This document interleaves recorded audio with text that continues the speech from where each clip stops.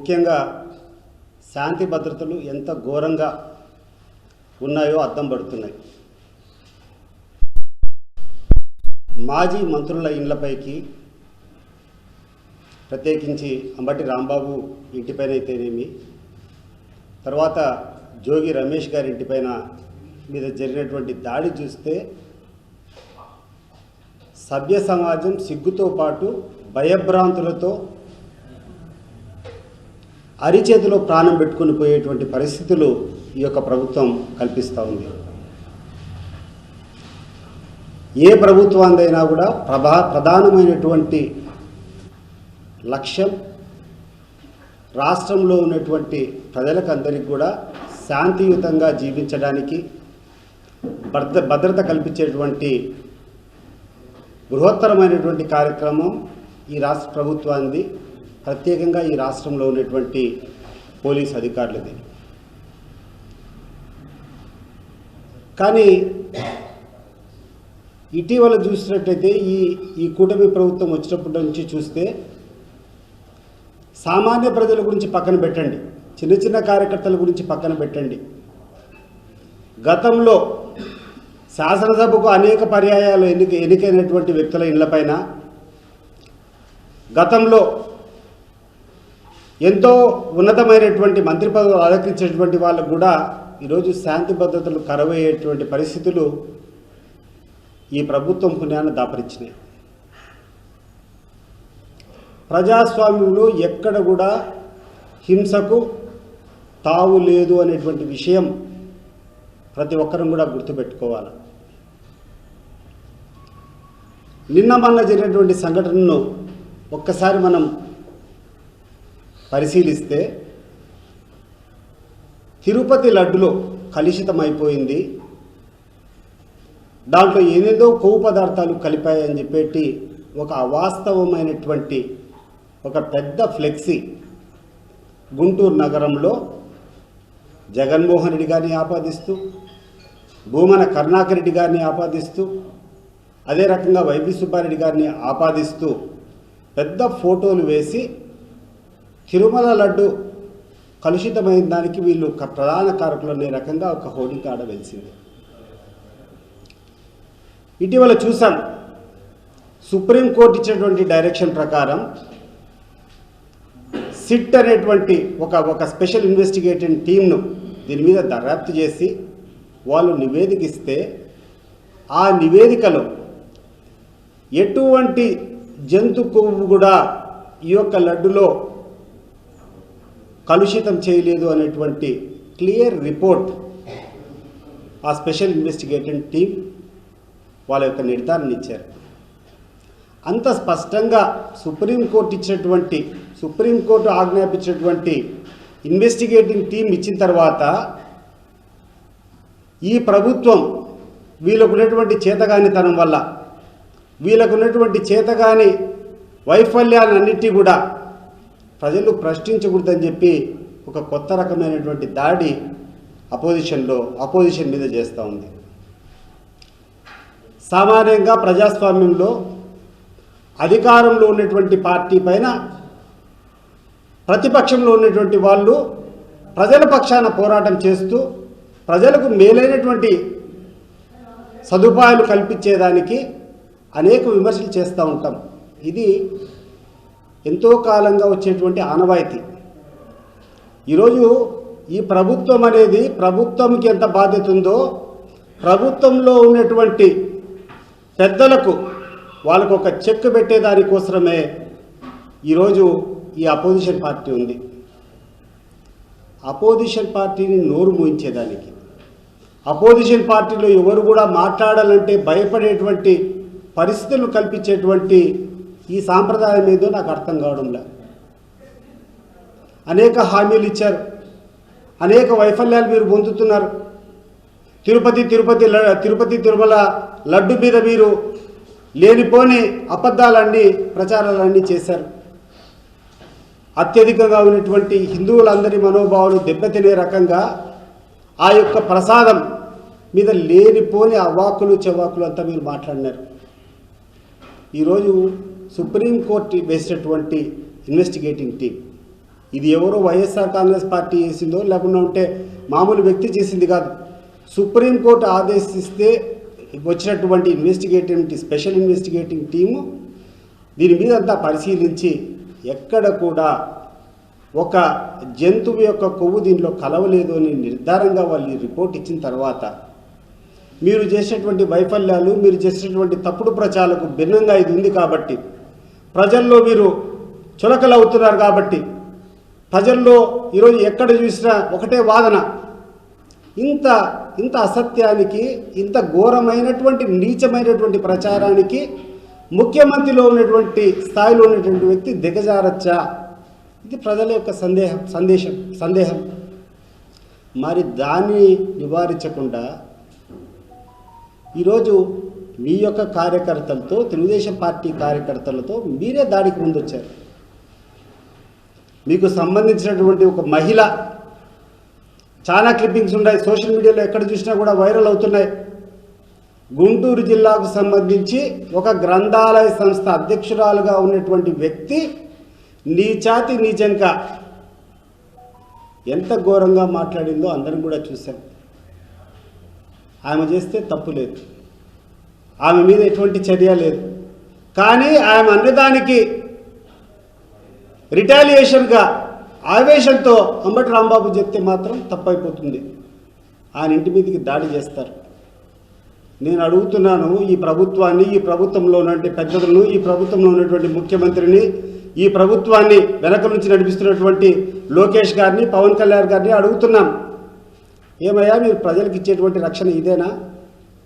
ఏమి సామాన్యమైనటువంటి పౌరులం మాకు స్వేచ్ఛగా మా యొక్క వాక్ స్వేచ్ఛను ఇవ్వాల్సినటువంటి బాధ్యత మీది. ప్రభుత్వం తప్పు చేసినప్పుడు నిలదీయాల్సినటువంటి పరిస్థితిలో ఉన్నటువంటి వాళ్ళం మేము నిలదీస్తూనే ఉంటాం. మేము నిలదీస్తామని చెప్పి మా మీద దాడి చేస్తారా? మా మీద ఈ రకంగా గూండాలతో మా ఇండ్లపైన దాడి చేస్తారా?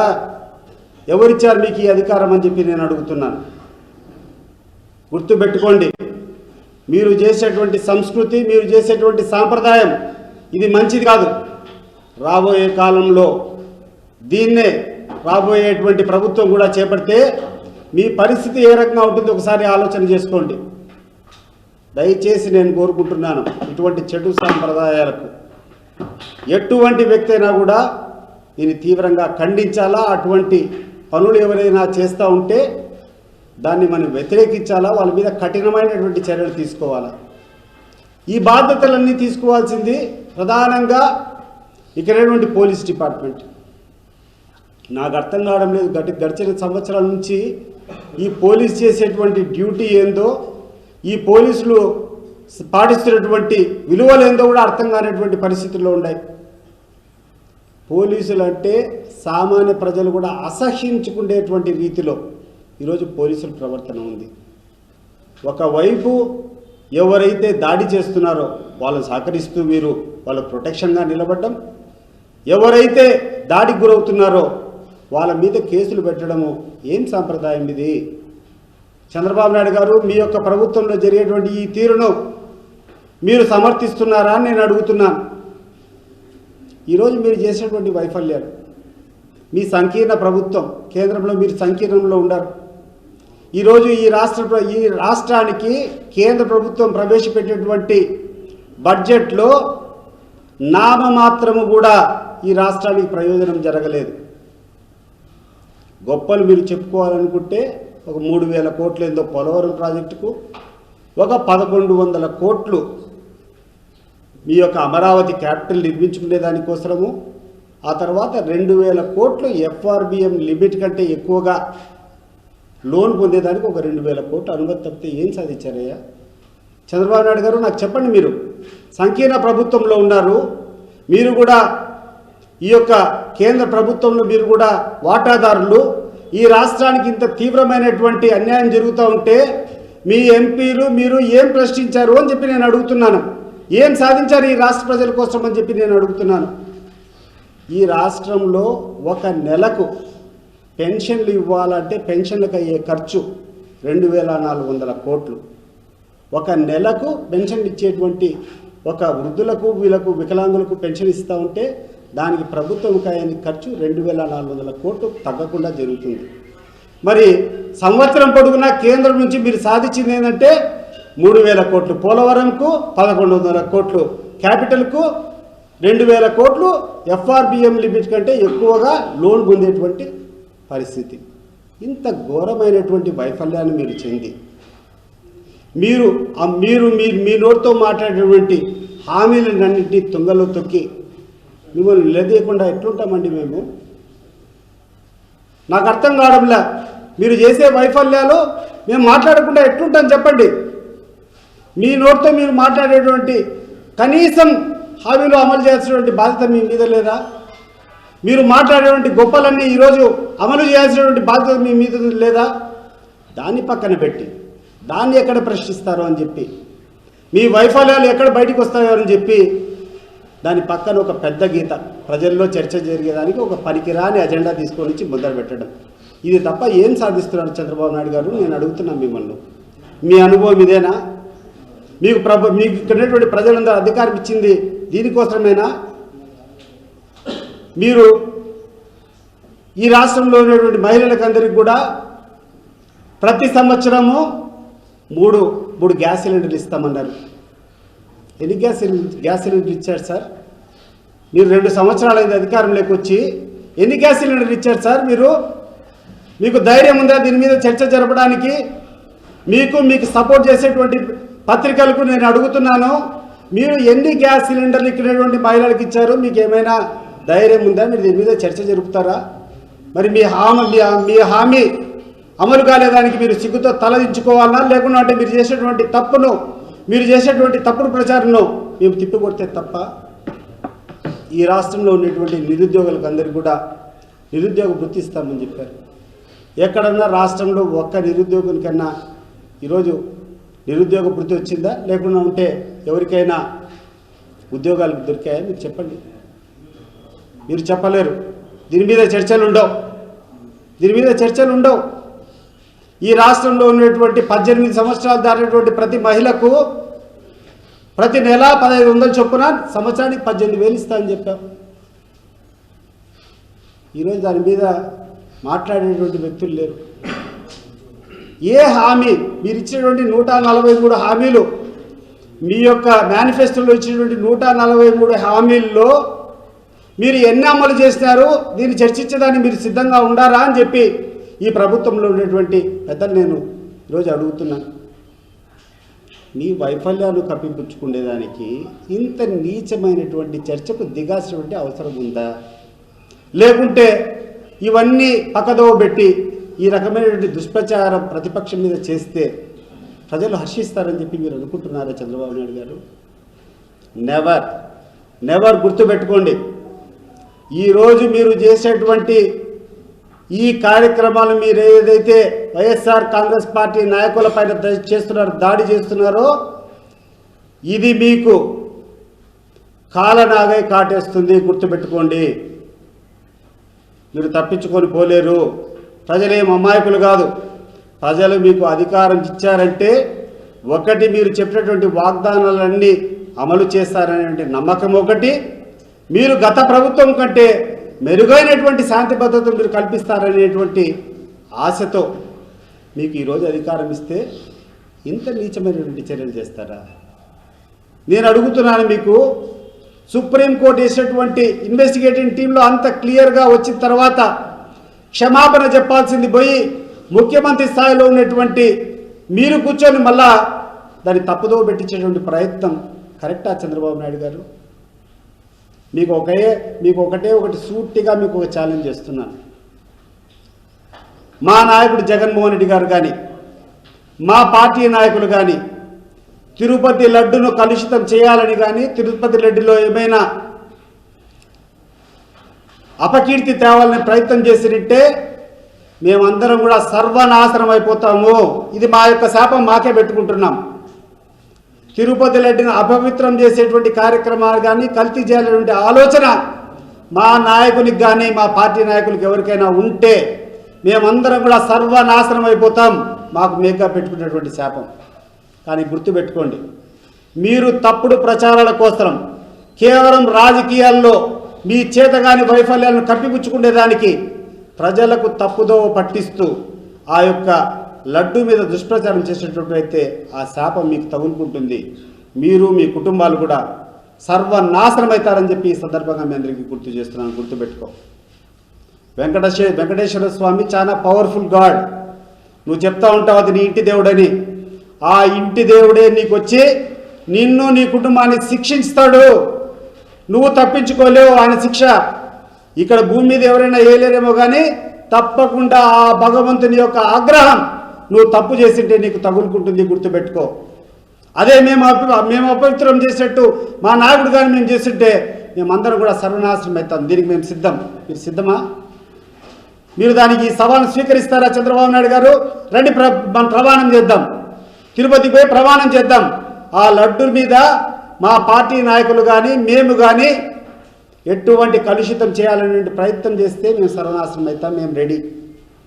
కానీ ఆ లడ్డులో ఎటువంటి కలుషితం జరగకపోయినా కూడా దాన్ని రాజకీయంగా మీరు వాడుకొని ప్రజల మనోభావాలు, ముఖ్యంగా హిందువుల మనోభావాలు దెబ్బతీసేటువంటి దానికి మీరు కారకులైతే మాత్రం మీరు 100కి 100 రూపాయలు శిక్షకు అర్హులవుతారని చెప్పి నేను సందర్భంగా చెప్తున్నాను. ఈరోజు ఈ రాయలసీమ ప్రాంతంలో ఎండలు ఎక్కువ వచ్చి కృష్ణా నదిలో ప్రవాహం తగ్గినప్పుడు గడిచిన 6-7 సంవత్సరాల నుంచి ఆ దుస్థితి రాలే. కానీ 100 సంవత్సరాల్లో కనీసం 30-40 సంవత్సరాలన్నా కూడా కృష్ణా నదిలో నీటిపారుదల తక్కువ ఉంటుంది, నీటి ఫ్లో తక్కువ ఉంటుంది. ఆ సందర్భంలో ఈ రాష్ట్రాన్ని కాపాడుకోవాలా, ఈ ప్రాంతాన్ని కాపాడుకోవాలా అంటే ఈ రాష్ట్రంలో ఉన్నటువంటి ప్రధానంగా రాయలసీమకు రావాల్సినటువంటి నీటి ఆధారం అంతా కూడా పోతిరెడ్డిపాడు. ఆ మహనీయుడు రాజశేఖర రెడ్డి గారు ఆయన పుణ్యం అంటూ ఎక్కడో 10,000 క్యూసెక్ సామర్థ్యం ఉన్నటువంటి పోతిరెడ్డిపాడును 44,000 క్యూసెక్ల సామర్థ్యం వచ్చేటట్టు చేశాడు. కానీ 841 అడుగులో డ్రా చేసుకునే దానికి అవకాశం ఉంటుంది. పూర్తి కెపాసిటీ నీకు 44,000 క్యూసెక్లు ఆ పోతిరెడ్డిపాడు నుంచి డ్రా చేయాలంటే 880 అడుగుల నీటి మట్టం మెయింటైన్ అయితేనే 44,000 వస్తుంది. ఇది ఇక్కడటువంటి ప్రతి ఒక్క ఇంజనీర్కు తెలుసు. ఇక్కడటువంటి రైతులకు కూడా ఈరోజు ఈ పరిజ్ఞానం ఉంది. కానీ ఏ రోజైతే 880 అడుగుల నుంచి తక్కువ వస్తే నీళ్లు తగ్గుతూ వస్తాయి రాయలసీమకు. 840 అడుగుల కంటే కింద నీటి మట్టం తగ్గిపోతే ఒక డ్రాప్ ఆఫ్ వాటర్ కూడా రాయలసీమకు వచ్చేదానికి అవకాశం లేదు. అదే పక్కన ఉన్నటువంటి రాష్ట్రము అనేక నీటి పథకాలు వాళ్ళ రాష్ట్రానికి కావాల్సినటువంటి తెలంగాణ ప్రాంతానికి కావాల్సినటువంటి ప్రాజెక్ట్ అన్నీ కూడా 800 అడుగుల నీటి మట్టంలో. ఈరోజు పాలమూరు రంగారెడ్డి కానీ, ఈరోజు దిండి కానీ, ఈరోజు కల్వకుర్తి ఎత్తిపోతలు కానీ ఇవన్నీ 800 అడుగుల లెవెల్లో కూర్చొని రోజుకు 6 టీఎంసీల నీళ్లు ఈ యొక్క కృష్ణా ప్రవాహంలో నుంచి ఎత్తిపోసుకునేదానికి వాళ్ళకి అవకాశం కల్పించుకున్నారు. రాయలసీమ ఎత్తిపోతల పథకం పూర్తి కాకుండా ఉంటే నీటి లభ్యత తక్కువైనప్పుడు, కృష్ణానదిలో తక్కువ నీళ్ళు వచ్చినప్పుడు ఏ రకంగా రాయలసీమను కాపాడుకుంటామో మీరు చెప్పేటువంటి పరిస్థితిలో మీరు లేరు. పైపెచ్చు మేం మాట్లాడేటువంటి విషయం కాదు. పక్కన ఉన్నటువంటి రాష్ట్ర ముఖ్యమంత్రి అసెంబ్లీ సాక్షిగా అసెంబ్లీలో కూర్చొని చంద్రబాబు నాయుడు గారితో నేను ఇండోర్ మీటింగ్లో కూర్చొని ఆయన్ను నచ్చజెప్పుకొని ప్రాజెక్టులన్నీ ఆపేశాను అని చెప్పాడు. దీనికి నువ్వు వివరణ ఇవ్వాల్సింది పోయి నువ్వు చేసేటువంటి వైఫల్యాలు లేదు నేను ఇట్లా చెప్పలేదని ఎప్పుడన్నా చెప్పావా? నేను ఇట్లా చేయలేదని చెప్పావా? చేయడంలే. దానికి సమాధానం లేదు. రేవంత్ రెడ్డి గారు తెలంగాణ అసెంబ్లీలో కూర్చొని చంద్రబాబు నాయుడుతో నేను కూర్చొని ఈ ప్రాజెక్టులన్నీ ఆపేయాలని చెప్పినంటే నేను ఆపేశాడైనా మీరు కావాలంటే పరిశీలించుకొని అక్కడ పనులు జరగడం లేదని చెప్పి తెలంగాణ ముఖ్యమంత్రి మాట్లాడితే దానికి రిప్లై ఇవ్వాల్సింది ఎవరు? చంద్రబాబు నాయుడు గారు. ఒకసారి అడుగుతున్నా నేను, ఈ రాష్ట్రానికి ప్రాణాధారమైనటువంటి ప్రాజెక్టు ఈరోజు ఆగిపోయింటే దాన్ని పక్క రాష్ట్ర ముఖ్యమంత్రి నా యొక్క జోక్యం వల్ల నేను చెప్పడం వల్ల ఆ రాష్ట్ర ముఖ్యమంత్రి ఆపినాడని చెప్పిన తర్వాత దాన్ని నువ్వు ఆమోదించినావో లేకుంటే దాన్ని వ్యతిరేకించినావో ఖండించినావో ఏదో ఒకటి మేము ఎక్స్పెక్ట్ చేశాం. ఇంతవరకు ఒక్కరోజు కూడా ఈ ముఖ్యమంత్రి దీని గురించి మాట్లాడలేదు. పైపెట్టు అవసరం రాయలసీమ ఎత్తిపోతల పథకం అనేది అవసరమే లేదని మాట్లాడుతున్నాడు. నేను అడుగుతున్నాను ఈ యొక్క ఈ యొక్క తెలుగుదేశం పార్టీ ప్రభుత్వాన్ని ఇక్కడ కూటమి పెద్దలంతా దయచేసి మీరు నిపుణులు ఎవరైనా రండి, మేము అడిగేటువంటి ప్రశ్నలు మీరు చెప్పండి. ఒకసారి 50,000 క్యూసెక్లో 60,000 క్యూసెక్లో ఆ కృష్ణానదిలో వస్తాయి, అంటే దాదాపు 5,000 క్యూసెక్లో 6,000 క్యూసెక్లో నీళ్ళు వస్తాయి. వచ్చినట్టు వాళ్ళకు ఉండేటువంటి వాళ్ళ యొక్క లిఫ్ట్ స్కీమ్స్లో పంప్ చేసేదానికి 6 టీఎంసీలు ఈ రోజుకు 6 వాళ్ళు ఎత్తిపోసుకునే దానికి అవకాశం ఉంటుంది. ఈ నీళ్లు 840 అడుగులకు పైన చేరేది ఎప్పుడు, 880 అడుగులకు చేరేది ఎప్పుడు, మా రాయలసీమకు నీళ్ళు వచ్చేది ఎప్పుడు? చంద్రబాబు నాయుడు గారు మాకు అర్థం కాలేదంటాడు ఆయన. ఇరిగేషన్ మంత్రి రామానాయుడు గారు మీరు వచ్చి చెప్పబ్బా, నాకు 50,000 కంటే 60,000 కంటే నీటి ప్రవాహం ఎన్ని సంవత్సరాలు తగ్గలేదు, ఒకసారి కృష్ణా నదిలో నాకు చెప్పు అంటే ఒక 50,000 60,000 క్యూసెక్ జూరాల కింద నుంచి శ్రీశైలంకి వస్తూ ఉంటే ఆ 50,000 క్యూసెక్లు కూడా యాజ్ ఇట్ ఈస్ ఒక డ్రాప్ కూడా వదలకుండా తెలంగాణ ప్రాంతానికి తీసుకొని పోతే రాయలసీమ ప్రాంతం ఏం కావాలా? దీని గురించి దృష్టి సారించేటువంటి పరిస్థితి లేదు. ఈ రాష్ట్ర ప్రభుత్వాన్ని పాలించేటువంటి నాయకులకు చెప్తున్నాను, దయచేసి ప్రజా సమస్యల పైన మీ యొక్క కాన్సన్ట్రేషన్ పెట్టండి. మీ యొక్క చూపు ప్రజలకు మీరు ఇచ్చినటువంటి హామీలను అమలు చేసేదానికి పెట్టండి. అంతే తప్పితే ప్రజాస్వామ్యంలో మాలాంటి వాళ్ళ మీద దాడి చేస్తే ఏమొస్తుందా నీకు? ప్రజలు ఏమన్నా ఎర్రోలు అనుకుంటాండవా? ఈరోజు నువ్వు చేసేటువంటి దౌర్జన్యాలు, నీ దౌర్జన్యాలను సమర్థించేటువంటి పోలీసులు ఉన్నారని చెప్పి 4 రోజులు ఏమైనా గమనం ఉండొచ్చేమో, కానీ ఎలక్షన్స్ వచ్చిన రోజు మిమ్మల్ని వెంటబడి కొడతారు, గుర్తుపెట్టుకో. ఏమన్నా తమాషా అనుకుంటున్నారా, లేకుంటే ఆషామాషి అనుకుంటున్నారా? ఎవరండి ఈ పోలీసులంతా? దేనికోసం ఉండారండి మీరంతా? మా మీద దాడి చేస్తూ ఉంటే ఒక పార్టీ కార్యకర్తలను వాళ్ళు ప్రొటెక్షన్ ఇచ్చి మా మీద దాడి చేయించేటువంటి పరిస్థితులు నెలకొల్పుతారా మీరు? ఇది మంచి పద్ధతులు కాదు. డీజీపీ గారి దగ్గర నుంచి, ఐజీ దగ్గర నుంచి, ఎస్పీల దగ్గర నుంచి మీ అందరికీ చెప్తున్నాను, ఏది మీ డ్యూటీ? ఎక్కడైతే అన్యాయం జరుగుతుందో అన్యాయం చేసేటువంటి వాళ్ళను, అక్రమాలు చేసేటువంటి వాళ్ళ మీద ఉక్కుపాదం మోపాల. సోషల్ మీడియాలో పోస్టులు పెడితే అర్ధరాత్రులు వచ్చి వాళ్ళు కూర్చొని పికప్ చేసుకొని తప్పుడు కేసులు పెడతారు. ఎవరైనా ప్రభుత్వానికి వ్యతిరేకంగా మాట్లాడితే వాళ్ళని తీసుకొని వచ్చి కేసుల్లో పెట్టేటువంటి పరిస్థితులు ఉంటాయి. కానీ పట్టపగలు కూర్చొని మీ పోలీసుల సమక్షంలో మా నాయకులు ఎన్న మీద దాడి చేస్తే మీరు పట్టించుకోరా? పైపెచ్చు మళ్ళీ మా మీదనే నిందల్లో మోపుతారా? మీకొక న్యాయం, మాకొక న్యాయం ఉంటుందా? మరి మీ గుంటూరు జిల్లా మహిళా నాయకురాలు ఆమె గ్రంథాలయ సంస్థ చైర్మన్ ఎవరుందో ఏం చర్య తీసుకున్నారు? ఆమె రెచ్చగొట్టబట్టే కదా ఆ రోజు అంబటి రాంబాబు గారు సమన్వయాన్ని కోల్పోయారు. మరి ఆయన ఆ రకంగా మాట్లాడేటువంటి హక్కు వాళ్ళకి ఎవరిచ్చారు? ఆ రకమైనటువంటి తప్పుడు ఫ్లెక్సీ ముద్రించి అక్కడ పెట్టేటువంటి హక్కు మీరు ఎవరిచ్చారు? తప్పకుండా సుప్రీంకోర్టులకి దృష్టికి తీసుకుపోతాం. ఇది మీరు వేసేటువంటి సిట్టుకు మీరు ఆ రోజు ఎవరు కూడా తిరుమల దేవస్థానం గురించి మాట్లాడకూడదని చెప్పి మాట్లాడిన తర్వాత ఈ రకంగా తప్పుడు ఫ్లెక్సీలు కట్టి అది ప్రసాదం మీద దాని మీద రకరకాల ప్రజలకు మనోభావాలని దెబ్బతినే రకంగా మీరు పెట్టడం, definitely we will seek the interference of the supreme court. మీకు ఎన్ని అవకాశాలు ఇచ్చినా ఈ అవకాశాలన్నింటినీ ప్రజలకు ఉపయోగించేదానికి బదులు మీ వైఫల్యాలన్నింటినీ కూడా బయటపడతాయి. అవి బయటపడకూడదని చెప్పి ఒక చిన్న గీత మీద పెద్ద గీత రాస్తాడు ప్రజలను డైవర్ట్ చేయడానికి. ఎన్ని రోజులు సాగుతాయి మీ డైవర్షన్ పాలిటిక్స్? అది చీప్ పాలిటిక్స్. ఎవడైనా నిజంగా తప్పులు చేస్తే తప్పని చెప్పండి, ఖండించండి. ఒకవేళ అంబటి రాంబాబు తప్పు చేశాడు, దానికి ఆయన వివరణ ఇచ్చుకున్నాడు. అయ్యా, నాకు జరిగినటువంటి దాడి, నన్ను తిట్టేటువంటి తిట్లకు నేను తట్టుకోలేక ఆవేశంతో నేను మాట్లాడినా అని చెప్పాడు. ఆయన ఆ రకంగా ఆవేశపడడానికి కారణం మీ యొక్క నాయకులు చేసేటువంటి తీరు కాదా? ఈరోజు చెప్పండి చంద్రబాబు నాయుడు గారు. ఆయనది పక్కన పెట్టండి. జోగి రమేష్ ఇంటి మీద పెట్రోల్ బాంబులు వేస్తారా? ఎక్కడికి పోతుంది ఈ సమాజం? ఎక్కడికి పోతుంది? పోలీసులు ఏం చేస్తున్నారో నాకు అర్థం కావడంలా. ఇళ్ళ మీద కూర్చొని నాయకుల ఇళ్ళ మీద కూర్చొని దాడి చేస్తూ ఉంటే ఎవరు? మీ చేతిలో తుపాకులు ఎందుకుండాయి? మీకు యూనిఫామ్ ఎందుకు ఇచ్చారు?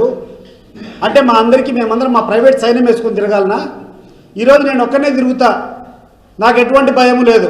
నా మీద దాడి చేసినా కూడా నాకు ఈ ప్రజాస్వామ్యం కాపాడుతుంది, ఈ భారత రాజ్యాంగం కాపాడుతున్నటువంటి ధైర్యంతో నేను స్వేచ్ఛగా తిరుగుతా. ఆ స్వేచ్ఛను నాకు కల్పించాల్సినటువంటి బాధ్యత ఇక్కడ పోలీస్ అధికారులది. మరి మీరేం చేస్తున్నారు ఈరోజు? సామాన్య వ్యక్తులు, సామాన్య పౌరులు పక్కన పెట్టు.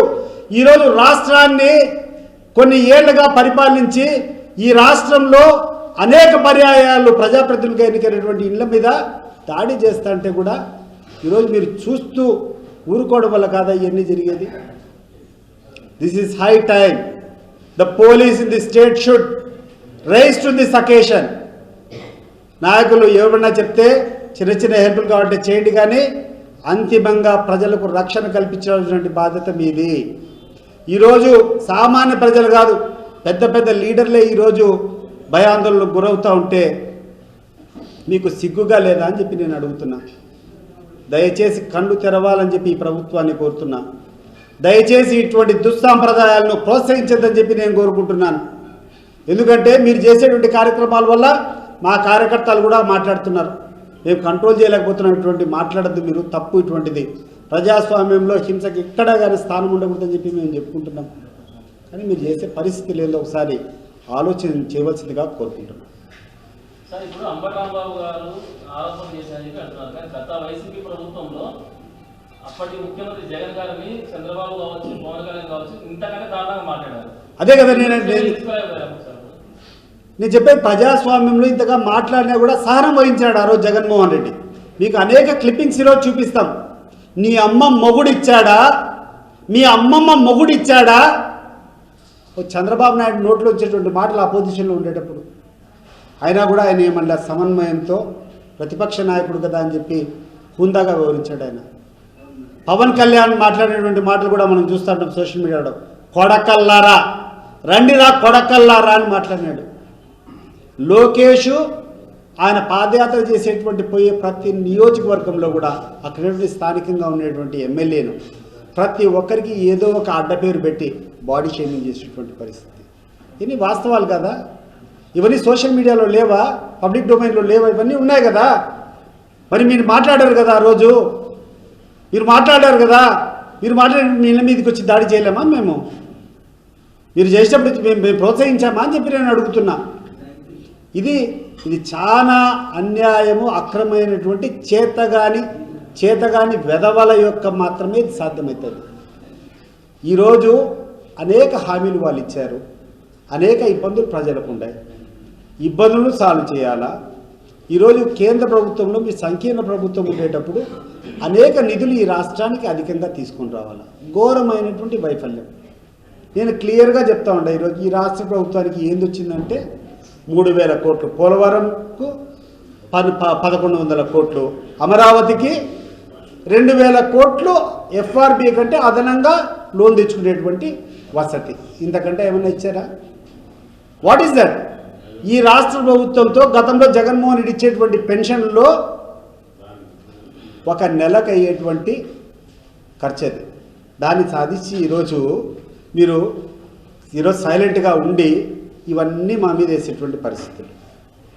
అండ్ ముఖ్యంగా బాధాకరం ఏంటంటే ప్రముఖమైనటువంటి పత్రికల్లో చెప్పుకునేటువంటి వాళ్ళు విలువలు దిగజారి ఈ రోజుకి కూడా రాష్ట్రంలో ఏం జరుగుతున్నాయి, బడ్జెట్లో ఎక్కడెక్కడ ఏం చేస్తారని మాట్లాడకుండా హెడ్లైన్లో బ్యానర్లో కూర్చొని మాట్లాడడము. బ్యానర్ ఐటమ్స్ అన్నీ ఏంటంటే లడ్డు గురించి మళ్ళా ప్రస్తావించండి. ఇది న్యాయమా? ఇదే మీరు చేసుకుంటా పోతే ఈ 5 ఏళ్ల కాలం కూడా ఇదే చేస్తుంటారు. ఇదే దుష్ప్రచారం కోసమే మీరు మీ సమయాన్నంతా వెచ్చిస్తారా అని చెప్పి నేను అడుగుతున్నా.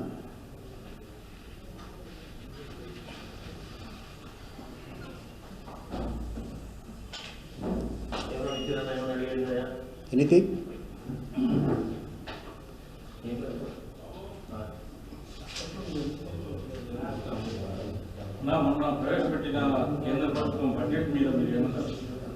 పూర్తిగా రాష్ట్రానికి అన్యాయం జరిగింది.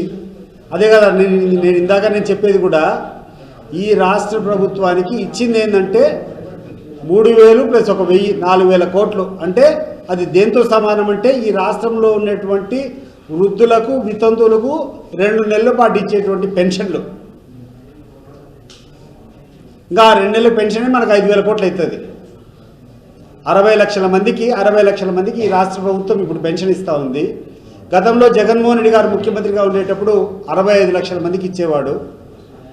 60 లక్షలతో ఇప్పుడు మీరు తగ్గించినారు, ఉండేటువంటి కోత కోసినారు, రకరకాలుగా తగ్గించినారు. ఈ 60 లక్షల మందికి కూడా 4,000 ప్రకారం మీరు ఇస్తే అయ్యేది 2,400 కోట్లు నెలకు. దాన్ని కూడా మీరు సాధించలేకపోయినారు. ఆ 2,400 కోట్లు ఒక నెలకు అయ్యేటువంటి ఖర్చులు కూడా మీరు రాబట్టలేకపోయినారు ఈ బడ్జెట్లో.